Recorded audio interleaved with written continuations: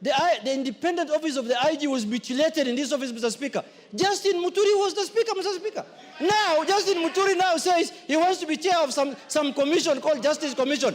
That commission must start by investigating Muturi himself, Mr. Speaker, because he's the one who has caused the highest atrocities in this country by occupying the office of the Speaker, Mr. Speaker. And all those are on record, Mr. Speaker. We are not going to keep quiet anymore because we can see our country. They want to take our country down to the dogs, Mr. Speaker. They want to make Kenya a banana republic. Give him a minute.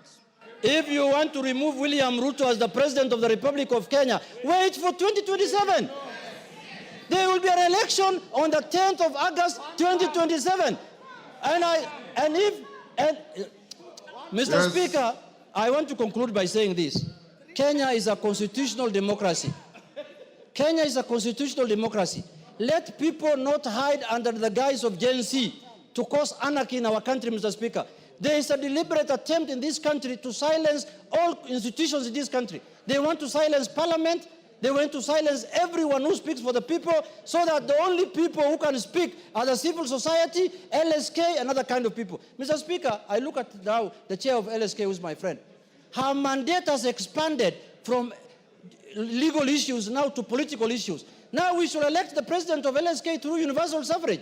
Because, Mr. Speaker, that's the work she's doing. She's doing politics all the time, Mr. Speaker, which is good for the country, but she should limit her work to advocacy of rights of the people, Mr. Speaker. Mr. Speaker, I want to say this in conclusion finally, that what happened yesterday was an attempt to take over power unconstitutionally, to do a coup on the governance, on the government of the Republic of Kenya. We lost an election as ODM. We disputed the election. We went to the Supreme Court. The Supreme Court told us, you have lost the election. We abided by the decision of the Supreme Court. We never attempted to overthrow the government. What the hell can this Rigathi Gachagua do that he can take power through unorthodox means? Gachagua must be arrested as early as tomorrow. Tomorrow morning. Thank you, Mr. Speaker. I beg to move. I beg to move, Mr. Speaker. And I request the leader of the majority party, Honorable His Eminence, His Highness, the Kingpin of Mount Kenya, Kimani Ichungwah, to second Majority the motion. Leader. Thank you, Honorable Speaker. Honorable Speaker, I beg to second this motion. Honorable Speaker, as I second this motion, it's important. Order. It's important, Honorable Speaker, as I second this motion, for us to be clear on what the motion is asking us to do. One, Honorable Speaker, is to affirm and acknowledge that the people of Kenya and every citizen in the Republic of Kenya has the right to demonstrate, protest, and express dissent in accordance with our Constitution, but do so peaceably and unarmed, Honorable Speaker. The other thing we're asking to be done by this motion is to condemn in the strongest terms possible the wanton destruction of property that we witnessed yesterday. And I dare say, Honorable Speaker, that wanton destruction, as the mover of this motion has said, was visited largely on the people of the Mount Kenya region, where I come from, on businesses owned by the people of Mount Kenya. If you look at Nairobi County, Honorable Speaker, the businesses that were looted were largely businesses owned and being run by people from Mount Kenya. Whether it is OTC, whether it is Nyamakema, Honorable Speaker, I was under attack myself. But I watched a clip by a young lady who was praying to the Almighty God that you, God, who has provided me with resources to stock my shop that was looted today, I pray that the God I pray to will restore my business, everything that I have lost, and double it. And I want to assure that lady, we will support you even as we seek to support other people who lost lives and livelihoods, Honorable Speaker. And let me express my regret, Honorable Speaker, and my condolences to those who lost their lives, not just yesterday, but even last year, Honorable Speaker. But we must have a way to mourn and memorize those that we have lost. We do not need to lose more lives. to memorize those that we lost last year. We do not need to.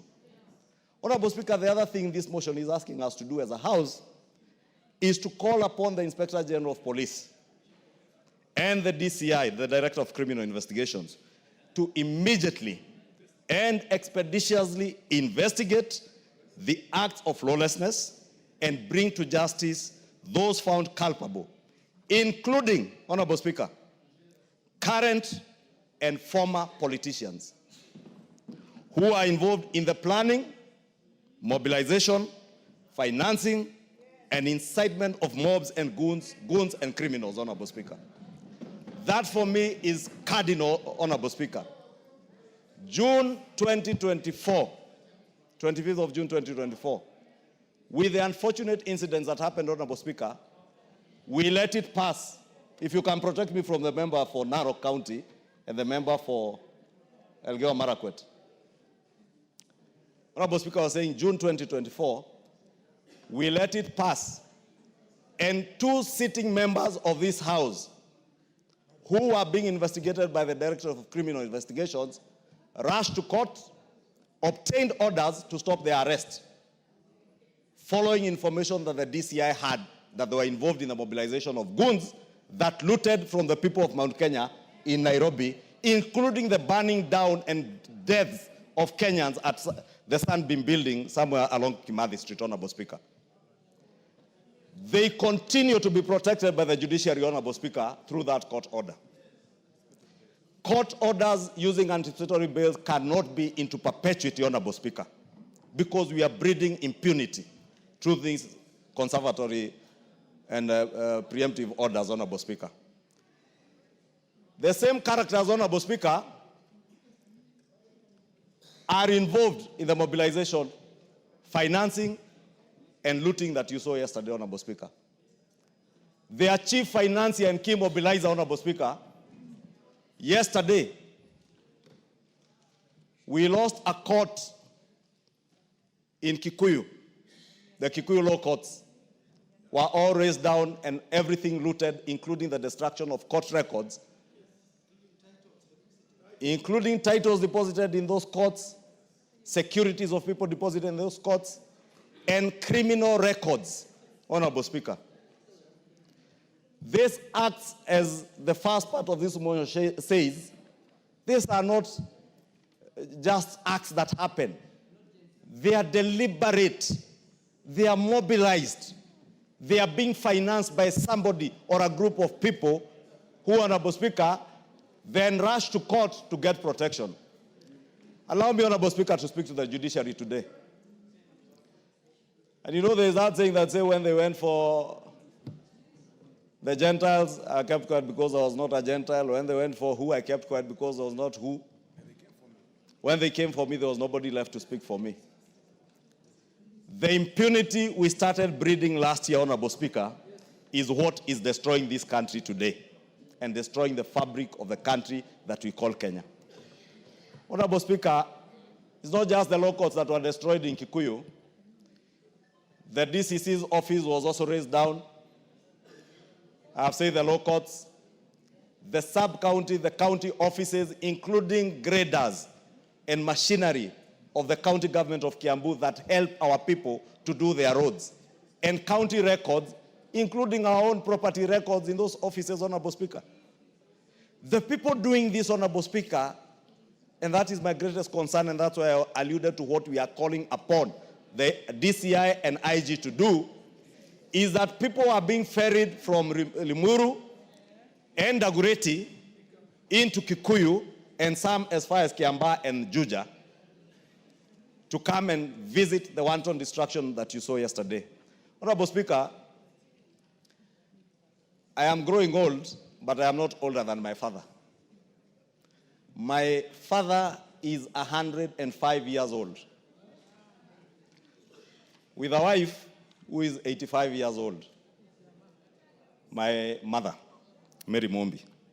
And they have worked hard to bring us up and to raise businesses that have supported our family. Yesterday, Honorable Speaker, there was an attempt to kill my 105-year-old father and 85-year-old mother. All in the name of myself being the leader of majority in this house and having done my work to the best of my ability as God may help me. And I swear by the Bible, Honorable Speaker, standing before you, that I will execute my duties without fear, without favor, and to the best of my ability. And I will continue to do that, Honorable Speaker. Let nobody be in doubt. The Honorable Junaid Mohammed has mentioned names. I did say here last year during the impeachment process of the former deputy president that this is a dark man with a very dark heart. Very black heart.